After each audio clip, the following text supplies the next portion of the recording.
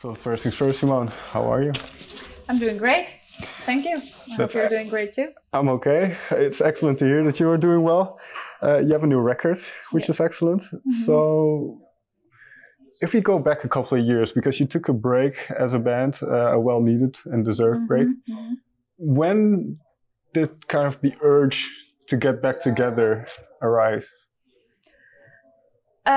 The urge kind of arrived to get back together when our producer sent us an email when we were on tour promoting Design Universe Anniversary Edition. We were in Costa Rica having breakfast, and then we were discussing the email of a plan, a schedule, like how we can structurize the whole new writing and recording process. And I thought, oh, I don't know, am I ready for this? But then I don't think there's ever a good time to be ready for something. We had that sabbatical, we enjoyed it a lot. And I did also enjoy the live shows with Design Universe. And I was kind of ready for it. But that was the push that we needed to get back on track and just to say, okay, let's do it.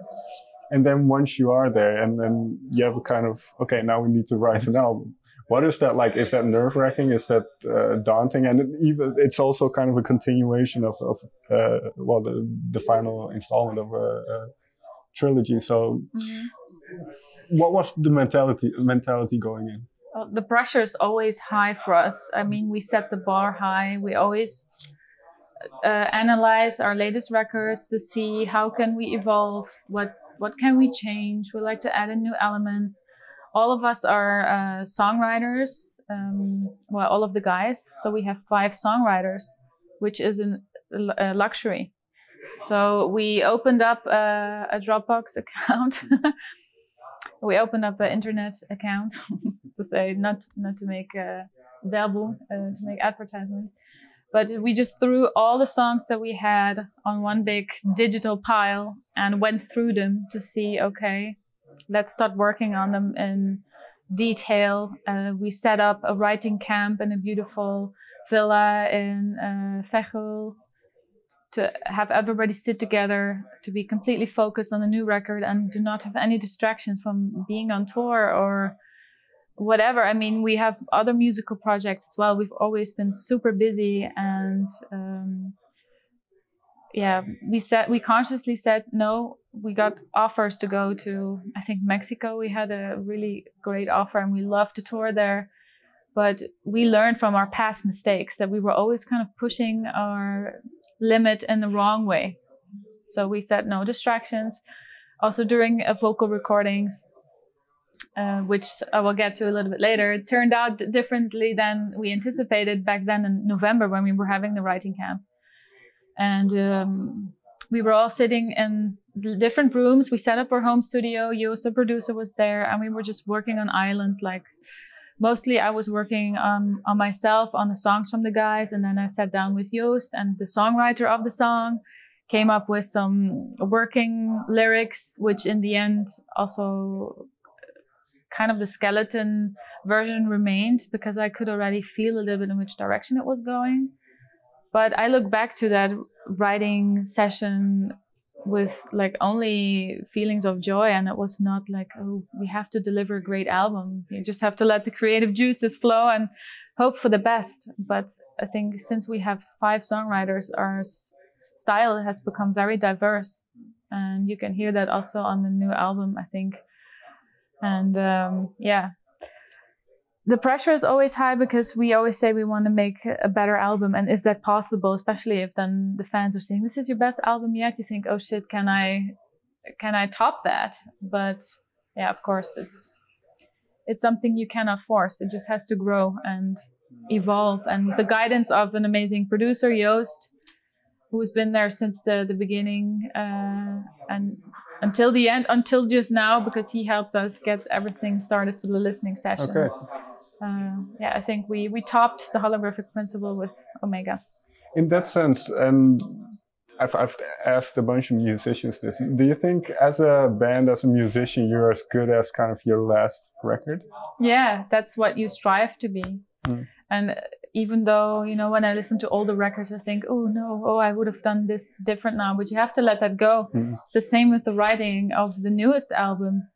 There's still things you might want to change because you're with 6 people that have 6 different musical tastes, different opinions and preferences, and you have to find that golden middle and meet each other in the middle, and you have to make compromises. And now the previous album, The Holographic Principle, I think you said about that record that was kind of the most ambitious one. A lot of live instruments, kind of a certain approach. And then now you have to top that. And there are choirs, there are, I think the Prague Philharmonic yes. you play with. So can you take me to what you wanted to do differently this time, but what you also wanted to do to kind of keep that identity of Epica intact? Yeah, like you said before, the children choir is something we've never done before. We've had instruments recorded in India. Koen and Rob and Joost and our videographer went to Prague to record 2 days, the orchestra. And yeah, we've worked with like string ensembles, but not complete orchestra. We've done, of course, the Classical Conspiracy. We've done live shows with orchestras, but we wanted to go there to see if we can make it even more epic, more organic. And I think with each record you analyze it, and for me the Holographic Principle was maybe a little bit over everything. So we wanted to kind of break that up a little bit and make the album as a whole more organic, more, not so, of course, what is perfection? Everybody has a different perception of that. But I don't know, I wanted to go back to have it not be that perfect or almost like robotic. Like I wanted it to have a little bit more soul, I guess. And each record that you record is a little bit also a recording of the moment you're living in. And in those hectic times touring and, you know, being close to a burnout and then having to record a record and go on tour again and everything, that is, of course, that's a reflection of how you felt back then. And with Omega, you can sense that we were all like, we had our rest. We were, our inner balance was restored and we were ready to kick ass again. Okay. And now I believe you did do some touring while you were doing pre-production and you were kind of writing the songs. You had a little bit of touring. Yes, until January, because, No, but did that have effect? Because one thing that you, I think as a band kind of focused in on was giving that live sound and creating these live anthems. So did that, the touring kind of in between those writing sessions, did that have an effect of how the songs turned out, you think? Yeah, that's a good question. We were touring for the Design Universe anniversary tour, and that album is 10 years old, but it still remains up to date, one of my favorite Epica albums. And I just I enjoyed singing those songs. And I also told some of the band members, like, you know, I really love that song. That's a great one for me to sing. It just flows. It's not, it's not forced in a way. It's very, I can just, you know, of course you have to challenge yourself, but if you feel like you're fighting against the music, that's not a good sign. But I said I really love Design Universe. I would like to kind of go back, dial it back a couple of notches and not go all over the top. Of course, Kingdom of Heaven is over the top, but I love it. But not all the songs. You know, tone it down a bit, give each other space, not have it become a war of instruments. And Design Universe kind of gave me that insight when I was singing those songs. It's like, these are 10-year-old songs, but I still love them and I wouldn't change them. And there are other Epica songs where I sometimes listen to and think, no, I would have done that differently. And that was the feeling I wanted to have with Omega as well, to be like 100% satisfied and know that this is an investment in the future. I will still love it 10 years from now. Right. And I think Rivers is a good example of this, where your voice gets to shine and you can really focus in on your voice. So what was it like? And Now I know that you recorded your vocals after all the craziness in the world happened, so you had to kind of improvise. Mm. But what was it like, especially with a song like that, recording that and just focusing in on those vocals? I love Rivers. It's a very intimate, very personal ballad. The music is written by Rob, our bass player, and we are also best buddies. We have same interests, and I love his songs a lot. He has a very different style compared to, every band member has a unique style, but I vibrate with his melodies a lot, and we work together. Like, it's very pleasant to work with him. And Rivers, to me, it spoke to me. And also during the recordings or the demo recordings in our writing camp, I was singing the lyrics, and I didn't change it that much because it just came out like, oh, I love this song, and it feels like being free again. And the funny thing is with that song also, I love doing ballads, also live, to record them. Joost always says, our producer says, you know, if things don't work out, you can always become a singer for Disney. I would totally love to do that one day, but no Frozen, please. Rivers is actually the working title, but I loved it, and it totally clicked with the lyrics, so I kept it. Did you? It's the only one that still has kind of the working title, besides Kingdom of Heaven as well. Okay.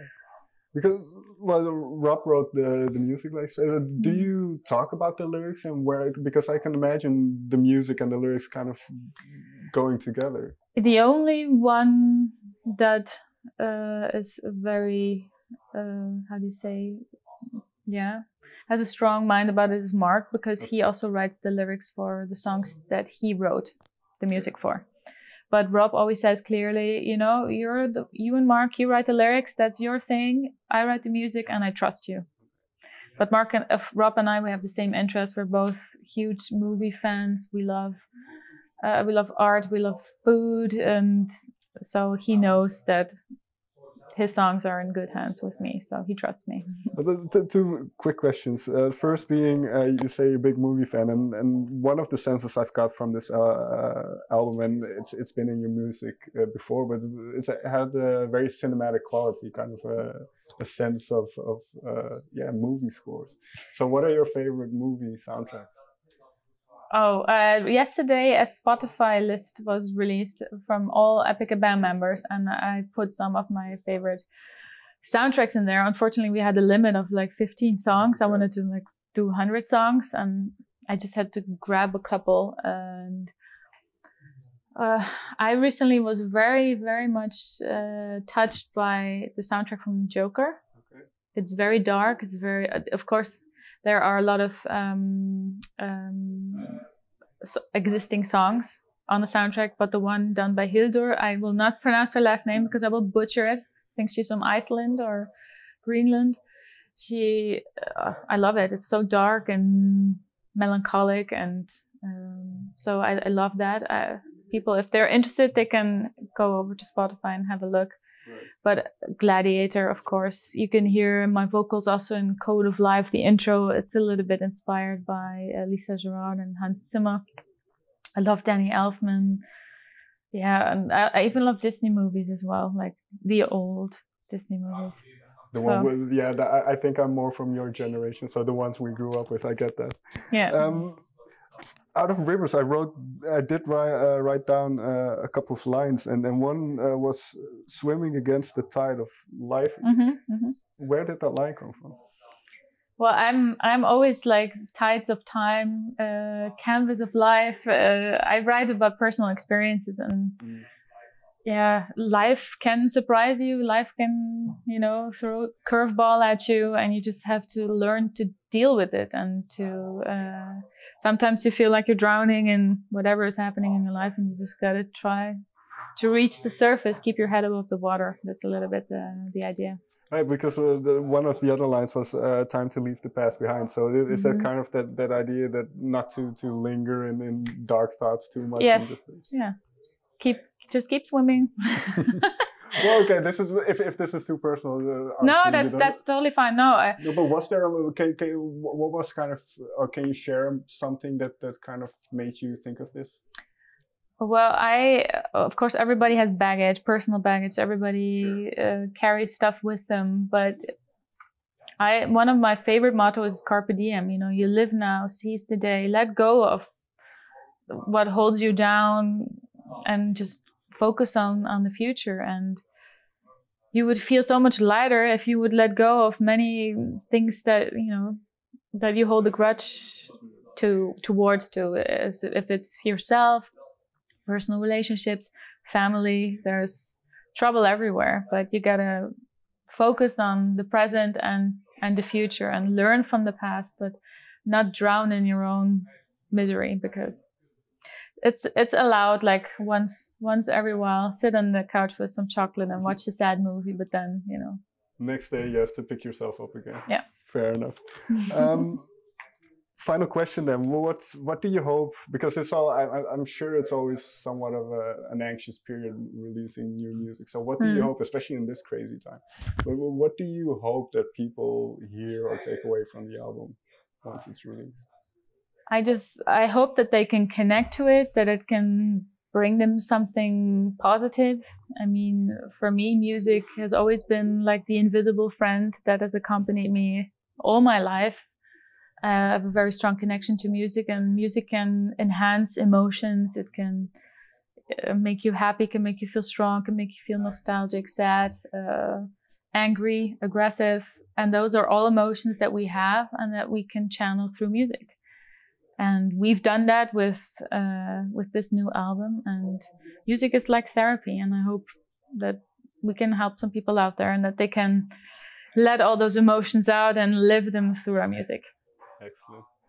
Simone, thank you very much for your time. You're welcome. You're welcome.